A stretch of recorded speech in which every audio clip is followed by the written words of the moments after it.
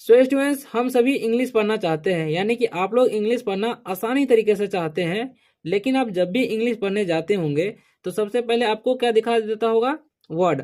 यानी कि वर्ड का उच्चारण आपको करना पड़ेगा। आप अगर सही तरीके से करते हैं तो आपका रीडिंग स्किल इंप्रूव होते जाएगा। अगर आप गलत तरीके से करेंगे तो आपको बाद में जाकर दिक्कत होने वाली है। सो स्टूडेंट्स, इस वीडियो में हम आपको एक एक वर्ड का उच्चारण भी देखकर सो स्टूडेंट्स, इस वीडियो में हम आपको एक एक वर्ड का उच्चारण भी लिखकर बताएंगे और साथ ही में उसका मीनिंग भी लिख देंगे, जिससे आपको उसका मतलब भी समझ में आ सके। और अगर आपको इंग्लिश टू हिंदी ट्रांसलेशन किसी स्टोरी का करने नहीं आता है तो वो भी हम इस वीडियो में बताएंगे, जिससे आपको इंग्लिश से हिंदी करना आ जाएगा और आप किसी भी स्टोरी को आसानी से समझ पाएंगे। ऐसा अगर आप लोग मेरे साथ रोज करेंगे तो आप देखेंगे कि कुछ ही दिनों में आपको इंग्लिश पढ़ना आने लगेगा और आप आसानी से इंग्लिश पढ़ना भी सीख जाएंगे। सो स्टूडेंट्स, अगर आप लोग वीडियो पर नए आए हो तो वीडियो को लाइक कर दीजिएगा और चैनल को सब्सक्राइब जरूर कर दीजिएगा, ताकि आप आसानी से इंग्लिश पढ़ना सीख सके। अगर कोई डाउट हो वीडियो में तो आप कमेंट करके भी पूछ सकते हैं। तो चलिए वीडियो को स्टार्ट करते हैं। सो स्टूडेंट्स, आज का जो हमारा टॉपिक होने वाला है वो है the farmer and the well. ठीक है, तो इसे हम तो बिल्कुल आसान तरीके से पढ़ दिए। अब आपको कैसे पढ़ना है वो हम तरीका बताते हैं। ठीक है, तो यहाँ पर लिखा हुआ है द, यानी कि टीएच का जो उच्चारण है यहाँ पर द हो रहा है। ठीक है, तो ये आपको ध्यान रखना है। THE रहता है तो उसका उच्चारण द होता है, यानी कि टीएच का द हो रहा है और ई का उच्चारण नहीं होगा।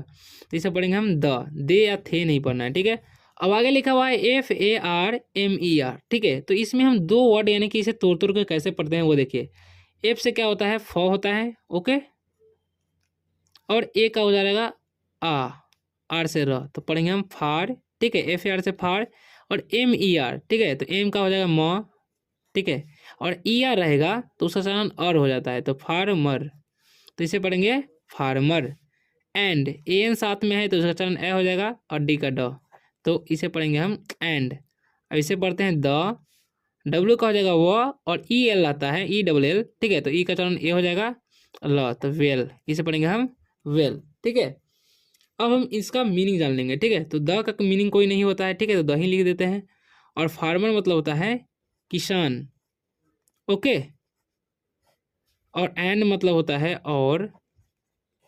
द का कोई मीनिंग नहीं होगा। वेल मतलब होता है कुआं। ठीक है, जिससे हम पानी निकालते हैं। अब हम इसका इंग्लिश टू हिंदी ट्रांसलेशन कर लेते हैं। The farmer and the well, यानी कि किसान और कुआं।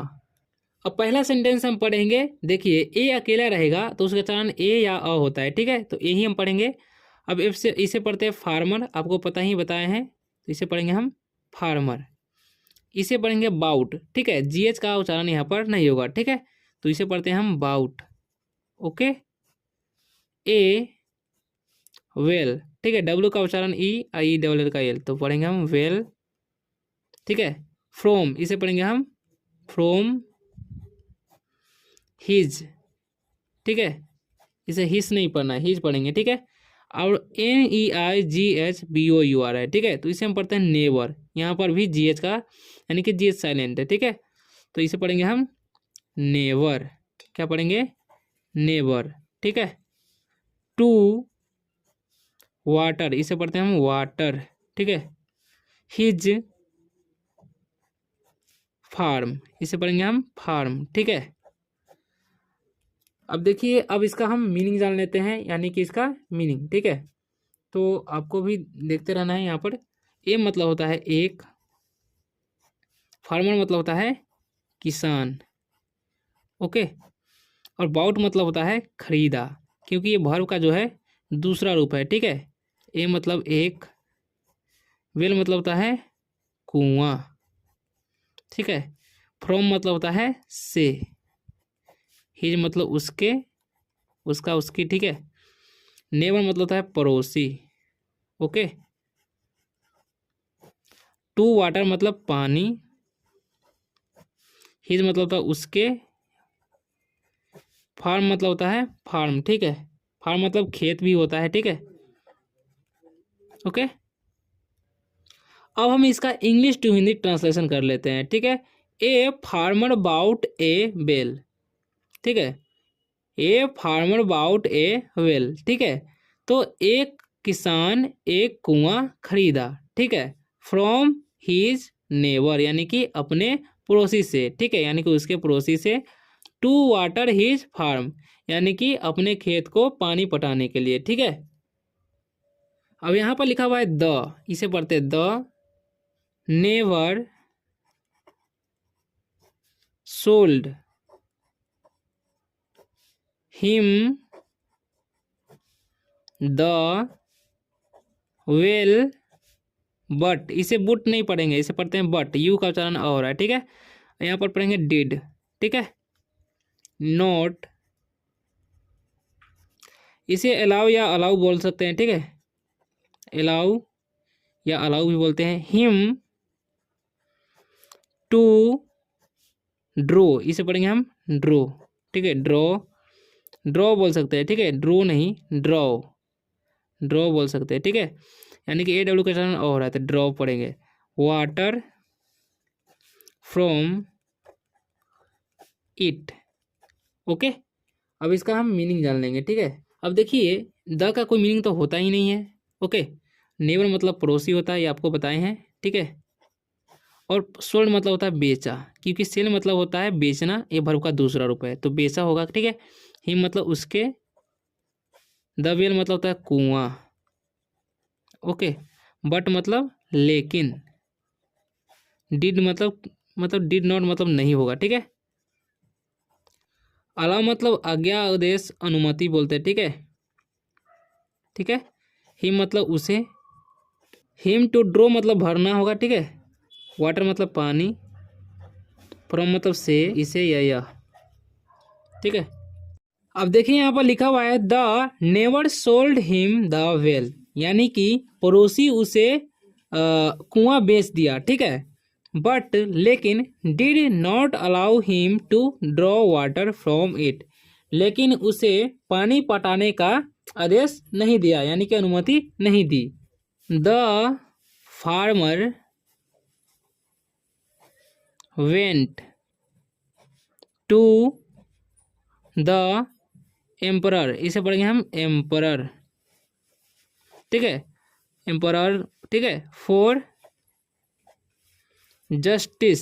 ठीक है, GUST से जस्ट होता है और ICE से इस, तो जस्टिस। ठीक है, जस्टिस पढ़ेंगे इसे। ओके, अब हम इसका मीनिंग जान लेंगे। ठीक है, द का कोई मीनिंग नहीं होगा। फार्मर मतलब होता है किसान। ठीक है, वेंट मतलब गया, टू द एम्परर यानी कि शासक के पास। ठीक है, शासक होता है, एम्परर मतलब, फॉर मतलब होता है के लिए। ओके, जस्टिस मतलब होता है इंसाफ। ओके, तब इसका मीनिंग जान लेंगे। The farmer went to the emperor for justice, यानी कि किसान शासक के पास अपने यानी कि इंसाफ के लिए गया। ठीक है, इंसाफ मांगने गया बोल सकते हैं। हिज कोटियर, इसे बोलेंगे कोटियर। ठीक है, कोटियर। क्वेश्चनड, इसे बोलेंगे हम क्वेश्चनड द नेवर। ओके, अब देखिए हिज मतलब होता है उसके, कोटियर मतलब होता है दरबारी। ठीक है, क्वेश्चन मतलब प्रश्न, प्रश्न किया होगा क्योंकि क्वेश्चन है। ठीक है, द का कोई मीनिंग नहीं होगा। नेवर मतलब होता है पड़ोसी। ओके, अब इसका इंग्लिश टू हिंदी ट्रांसलेशन करेंगे। His courtier question the neighbour, his courtier question the neighbour, यानी कि उसके दरबारी पड़ोसी से प्रश्न किया। ठीक है, हु सेड, इसे पढ़ते हैं हम सेड, AI रहेगा तो ए का उच्चारण ए हो जाता है। ठीक है, दैट ही हैड सोल्ड। ठीक है, the well but not the water within. ठीक है, इसे पढ़ेंगे हम विथिन, विदिन। ठीक है, विदिन इट। ओके, अब इसका हम मीनिंग जान लेंगे। ठीक है, हु मतलब होता है कौन, सेड मतलब कहा, क्योंकि से मतलब कहना होता है, वर्ब का दूसरा रूप है। ठीक है, दैट मतलब वह होता है, की भी होता है। ठीक है, ही मतलब वह, हैड मतलब था, सोल्ड मतलब बेचा। ठीक है, क्योंकि सेल मतलब बेचना होता है, ये वर्ब का दूसरा रूप है। द का मीनिंग तो वेल मतलब होता है कुआं, बट मतलब लेकिन, नॉट मतलब नहीं, द वाटर मतलब पानी, ठीक है, विदिन मतलब के अंदर,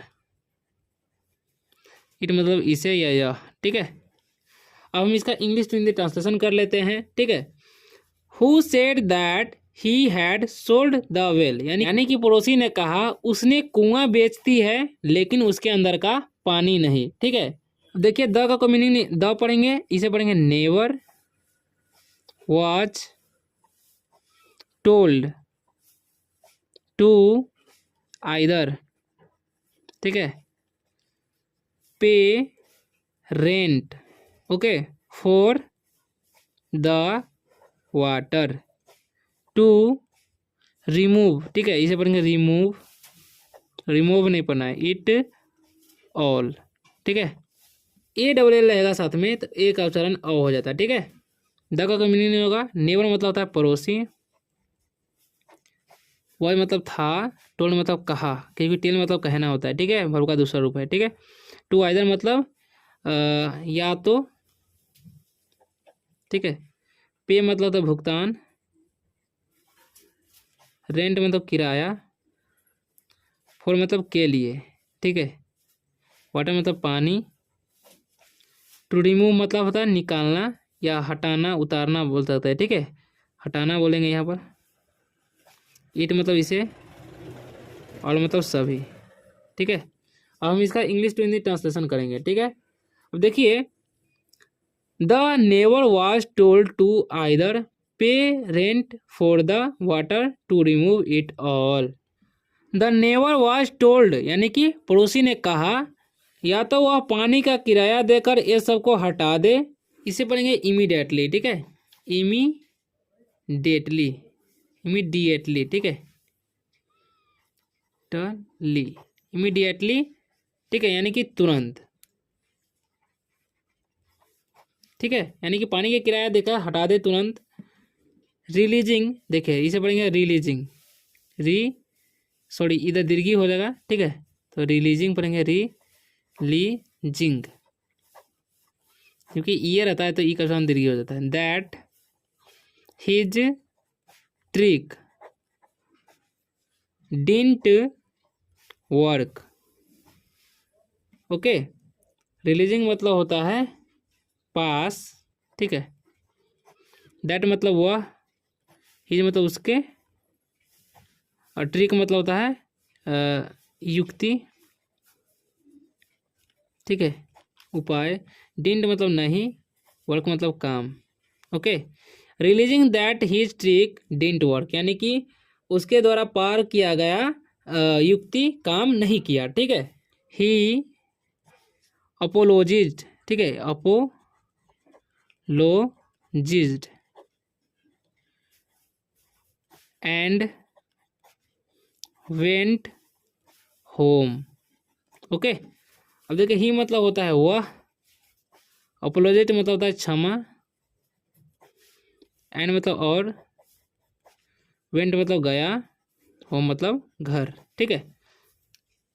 ही अपोलोजिड एंड वेंट होम यानी कि उसने उसकी माफ़ी मांगी और घर चला गया, ठीक है। मॉरल, इसे पढ़ेंगे moral, cheating, cheating will get you now where, ठीक है, एन ओ यू से ओ यू का उच्चारण ए बो डब्ल्यू का हो जाएगा तो नाउ, नाउ हेयर, ठीक है, तो नाउ वेयर होगा, वेयर, ठीक है, वेयर। अब इसका मीनिंग जान लेंगे, ठीक है। मॉरल मतलब होता है सार, चीटिंग मतलब होता है धोखा, ठीक है, विल मतलब आगे की समझेंगे क्योंकि ये फ्यूचर में प्रयोग किया जाता है। गेट मतलब पाना, यू मतलब आप या तुम, नाउ वेयर मतलब कहीं भी नहीं, ठीक है, कहीं भी नहीं, ठीक है। तो मॉरल मतलब सारी कहानी का सार है, cheating will get you now where यानी कि चीटिंग यानी कि धोखा आपको कहीं नहीं ले जाएगा, इसका मतलब होगा। तो आशा करता हूँ कि आप लोगों को ये वीडियो बहुत ही अच्छा लगा होगा। अगर वीडियो अच्छा लगा तो वीडियो को लाइक कर दीजिए और चैनल को सब्सक्राइब अवश्य कर लीजिएगा ताकि आप आसानी से इंग्लिश पढ़ना सीख सके। तो मिलते हैं अगले वीडियो में, तब तक के लिए बाय, टेक केयर। और अगला वीडियो जो होने वाला है इससे भी अच्छा होने वाला है, तो वीडियो को लाइक कर दीजिएगा और चैनल को सब्सक्राइब करते ही जाइएगा।